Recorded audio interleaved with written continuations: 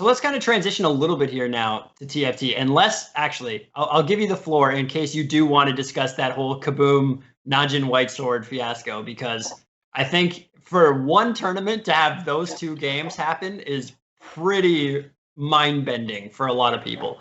So if you do want to get into that, the floor is yours. Otherwise, we can move ahead to TFT. I'm agnostic about it.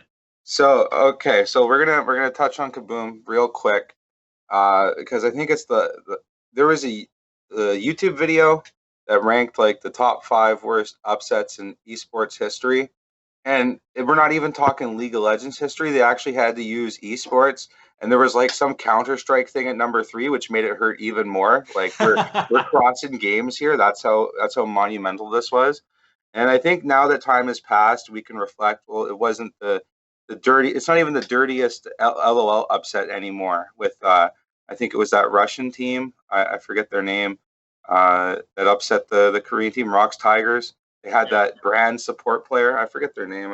I forget. It sucks. I've had a lot of concussions. I forget simple things like that. But looking back at it, coaches weren't allowed on stage. Let's get that right out of the gate there. The only thing I can do is beg Wicked and Froggen as they're walking up on stage to take them seriously. And Wicked goes, "Oh, Jordan, I know. We got this," right?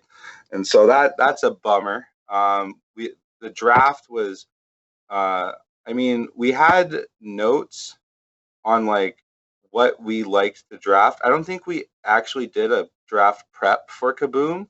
I don't think anyone wanted to.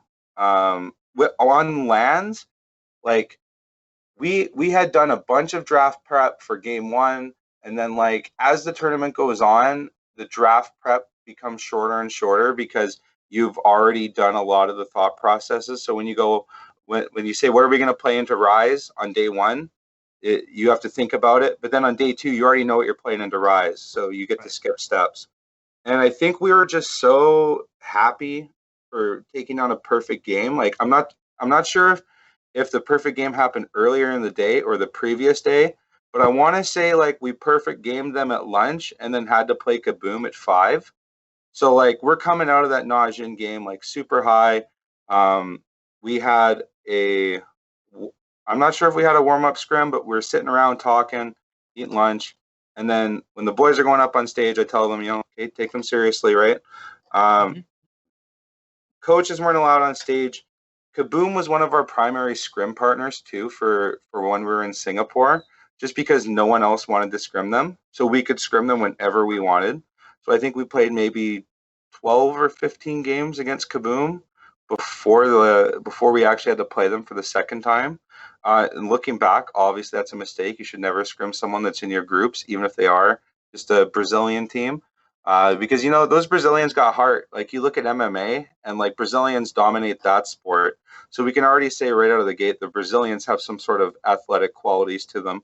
And it's their last game of the tournament, or one of their last games of the tournament. They've seen us play. They've played against us 12 times or however many.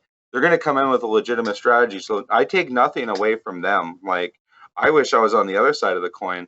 And I actually went and coached a season in the Brazilian league, the 2014 winter, because it was the only league that ran in the winter. There's spring splits and summer splits, and then there's worlds, and then there's a break, and then there's spring split. Well, Brazil was going in the winter, and INTZ, I think it was, I was coaching for. No, it was Keed. Keed messages me and they're like, "Hey, you want to coach?" And I'm not working, and I'm looking at my bank account, and Alliance didn't re-sign me. So I was like, "Yeah, screw it. One split. We'll just do one split, and then I'll go to some LCS or whatever team in spring. We'll just do it cut clean." It was great. But yeah, to not fall off the point, we didn't have the coach on stage. We didn't do as much draft prep as we could have. We scrimmed them way too much. I told the players to take them seriously. I don't know if they took them seriously. You look at the draft, and we didn't draft too well. And then our comp was just a comp that, like, when it got behind, it stayed behind. And the moment I knew it was over was when, like, Froggen into the Dragon. Like, the enemy team was doing Dragon, and Froggen just, like, ran in and died to, like, 4 people at, like, 17 minutes. And, like, when Froggen does something like that, he's rattled. If I was on stage or able to call like a coach's timeout, I would have done it right at that second. And like like reset the mental of my players. I think there's a lot of things you can do to make LCS more enjoyable from the coach's side. I think a coach's challenge is needed, coach's timeout is needed, things like that to help, keep the coach more involved, because you feel pretty powerless, at least back in the day in 2014, when like you literally just, it was like dropping your kids off at a sporting event, and like you just can't interact at all. But yeah, looking back on it, I learned a lot, take every team seriously. And honestly, losing to Kaboom has been one of the most powerful coaching tools, because whenever I'm on a team and my players are like, oh, we don't have to worry about these guys, they're Diamond 4. I'm like, buddy, did we have to worry about Kaboom on Alliance? Yeah, it turns out we did. So if I had to worry about them, you're going to worry about these guys. And then my team always goes hard now in those matches against lower level teams. But yeah, I had to get that off my chest. Thanks for listening.